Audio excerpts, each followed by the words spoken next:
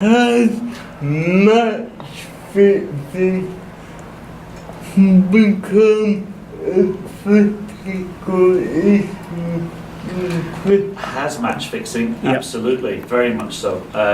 With cricket professionally on a different capacity, so 16 years old, and I think it's always been there or thereabouts. Dare I say, it's been a virus on the sport for a number of years now.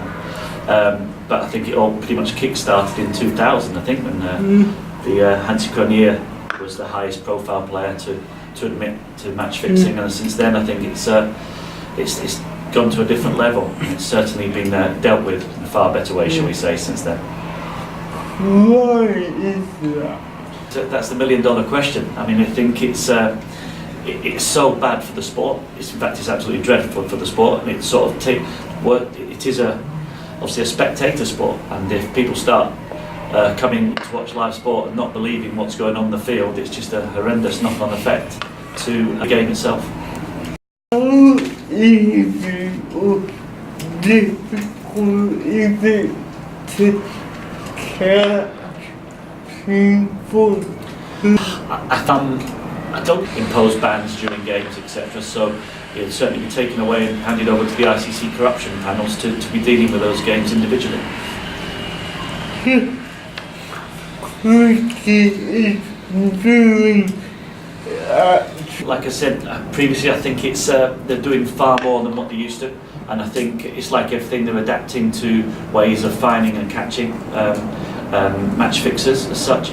I think it's something that's certainly eroding in its very small. Identity match fixing. It was in danger of doing. Watched a lot of documentaries and read up about this quite a lot. I know a lot of countries of it a number of years ago, but I don't think it's so much anymore. I think it's, like I said, I think it's been dealt with very well, and I think the public are starting to have a lot of faith in the system, which is very good. But I mean, cricket in itself, with all the money in the game now, is going forward in a very healthy way. This internet gambling play a role. Absolutely, of course it is. The ins and outs of it, I don't know, but it just seems very easy to put a bet on. I think it's not necessarily just in corruption and match fixing. I think gambling in itself is, it's very easy to do. It's just literally at a touch of a button.